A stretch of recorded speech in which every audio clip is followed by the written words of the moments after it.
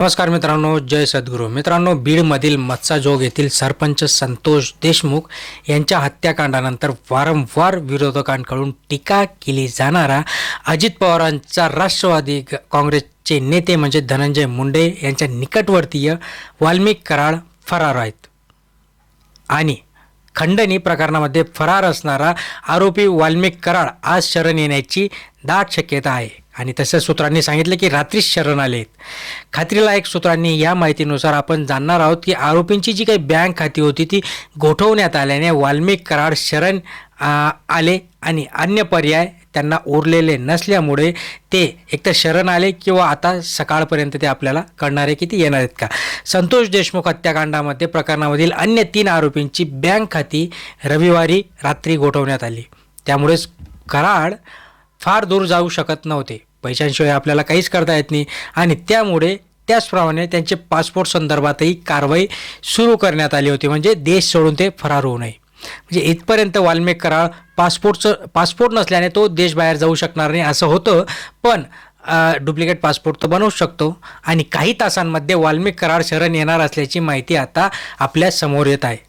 बीडमधील मत्साजोग येथील सरपंच संतोष देशमुख यांच्या हत्याकांडाचं हे प्रकरण बीडमधून रविवार रात्री सर्वात मोठी बातमी आली की आत्ता वाल्मिक कराड शरण येणार आहेत. CIDनी हा तपास कसा घेतला, कशा प्रकारे वाल्मिक कराड यांना अटक करण्यात आली आणि आता त्याच्यानंतर वाल्मिक कराड सगळे जे काही गौडगंबाले जे काही गुपित आहे ते बाहेर येणार का, ते सगळं आपण या व्हिडिओच्या माध्यमातून जाणण्याचा प्रयत्न करणार आहोत.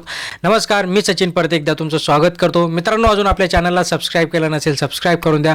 फक्त एक लाईक मागतो मित्रांनो, फक्त एक लाईक करा, जेणेकरून माझाही उत्साह वाढतो तुमच्यापर्यंत इन्फॉर्मेशन पोहोचवण्याचा. एक लाईक करा, शेजारी घंटीचं बटन देखील ऑन करा, म्हणजे नवनवीन नोटिफिकेशन तुम्हाला मिळत असतात. आतापर्यंत या प्रकरणामध्ये काही धक्कादायक खुलासे आपल्याला समोर आलेत असताना आता या प्रकरणामध्ये एक मोठा निर्णय घेतला गेला, जो की वाल्मिक कराडबरोबर एकूण 4 आरोपी जे होते यांची सगळी बँक खाती आता बंद करण्यात आली. ATM असो सगळं काही. वाल्मिक कराड यांच्यासोबत हा मोठा धक्का मानला गेल्याने आता त्यांना एक शिवसुद्धा ओलांडता येणार. CIDकडून संतोष देशमुख हत्या प्रकरणामध्ये तपासाला वेग आल्याचं चित्र आपल्याला परवापासून बघायला मिळालं. बीडमधील खंडणी आणि सरपंच संतोष देशमुख हत्या प्रकरणावरील फरार आरोपींचा शोध घेण्यासाठी CIDने 9 पथकं कार्यरत केली आहेत.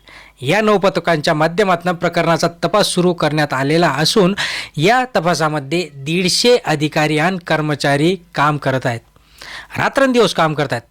फरार आरोपींचा पासपोर्टविषयी कारवाई सुरू देखील आहे. पण केवळ राज्यच नाही तर देशभरामध्ये या प्रकारच्या तपासाचे धागेदोरे असल्याची माहिती आता समोर येत आहे.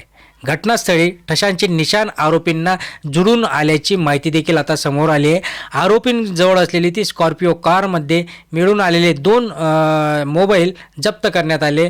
मोबाईल तपासणीसाठी पाठवण्यात देखील आले आहेत. दोन्ही मोबाईल CIDकडून प्रयोगशाळेमध्ये पाठवण्यात आल्याने त्यांचे रिपोर्ट देखील आता लवकरात लवकर येतील. मोबाईलमध्ये नेमकं काय दडलं आहे, मोबाईलमध्ये कोणाशी कॉन्टॅक्ट झाले, काय चॅट आहे, कसे फोटोज वगैरे आहेत, हे सगळं कळणार आहे.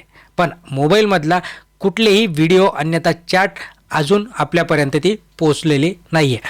प्रयोगशाळेतील तपासणीनंतर म्हणजे मोबाईलची जी काही तपासणी होणार आहे त्याच्यानंतर त्याच्यातनं जे काही व्हिडिओ असतील ते टाकले जातील का, व्हिडिओ कॉल केला होता का किंवा कोणाला फोन केला होता का, हे सगळ्या जे काही प्रश्न असणार या प्रश्नांची उत्तरं आपल्याला समोर येतील.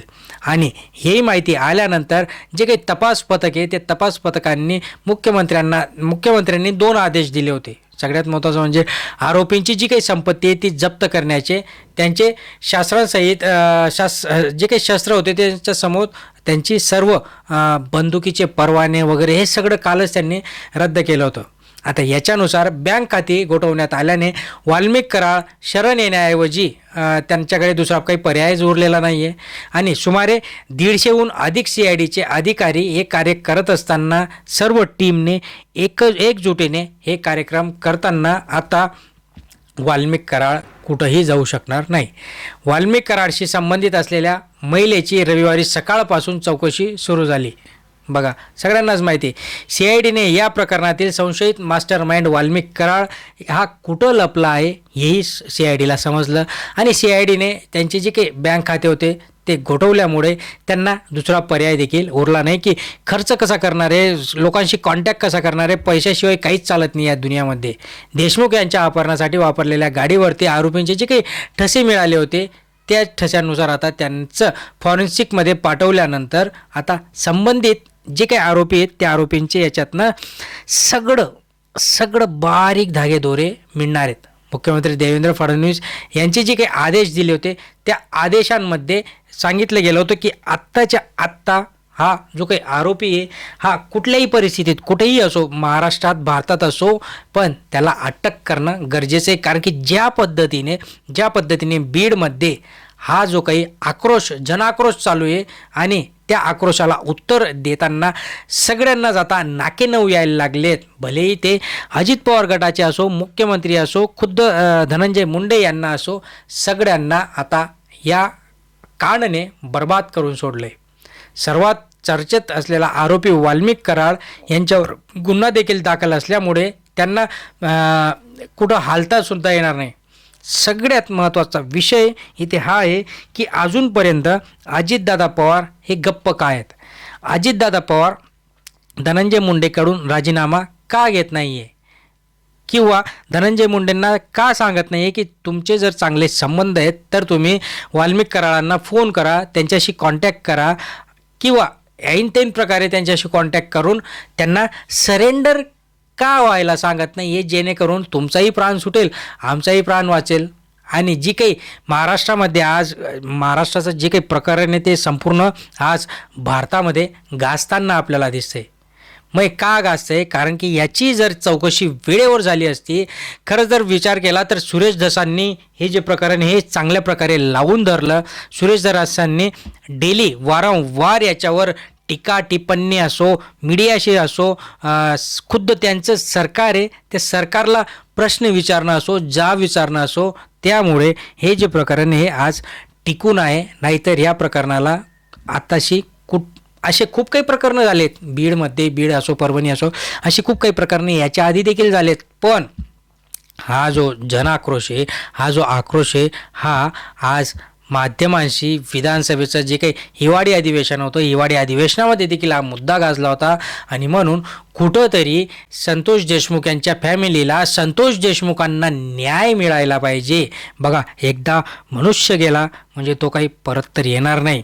न्याय मिळायचं पण ठीक आहे, पण हा आता वाल्मिक कराडच म्हणताय की याच्यामध्ये की मुख्य आरोपी वाल्मिक कराड जर ते नसते तर ते आतापर्यंत एवढे दिवस लपून देखील राहिले नसते. मग याच्यावरनं हेच कळतं की वाल्मिक कराड याच्यामध्ये मेन सूत्रधार आहेत आणि ते लपल्यामुळे आता बघा एवढी अमानुष हत्या आजपर्यंत आपण कुठं बघितली नाही. तोही सरपंच बिचाऱ्याचं त्याच्यामध्ये काही घेणं देणं नव्हतं, तो दुसऱ्याला वाचवायला गेला आणि त्याच्यात मृत्यू झाला.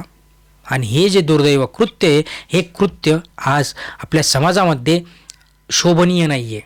असे खूप काही कृत्य, लहान चिमुरड्यांचे जीव घेतले जात आहे, मोठ्या लोकांचे जीव घेतले जात आहे, महिला सुरक्षित नाही आहे आणि कायदा सुव्यवस्थेचा जो काही प्रश्न महाराष्ट्रामध्ये निर्माण झाला आहे, आज जर या प्रकरणाला इथे न्याय नाही मिळाला तर हे जे काही असे गावगुंड आहेत हे गावगुंड मोकाट सुटतील आणि परत पुढचा कोणी संतोष देशमुख तयार होईल आणि त्याचा परत त्याच्यात जीव जाईल. तुर्तास इथे आता आज संध्याकाळपर्यंत वाल्मिक कराड यांच्याकडून चांगलीच चौकशी होऊन याच्यातनं काहीतरी धागेदोरे आणि ज्या कोणाचा मास्टर माइंड आहे याच्यामध्ये चांगले मोठमोठे हस्ते याच्यात फसणारे ते आपल्याला इथे बघण्यासारखं असणार आहे. कोणी हा मास्टर माइंड, कोणी हा गेम वाजवला ते इथे आपल्याला कळणार आहे मित्रांनो. अशाच महत्त्वपूर्ण माहितीसाठी आणि तुम्हाला जर याच्यातनं काही वाटत असेल, तुमचेही अभिप्राय, तुमचेही मतं खाली कमेंट बॉक्समध्ये नक्की नोंदवा, जेणेकरून आपण याच्यावर सविस्तर चर्चा देखील करू शकतो आणि आपल्या पद्धतीने आपण संतोष देशमुखांच्या हत्येला आपल्या पद्धतीने आपण एक जनजागृती म्हणून एक न्याय तरी आपण मिळवून देऊ शकतो. मित्रांनो, लाईक करा, जास्तीत जास्त शेअर करा. धन्यवाद.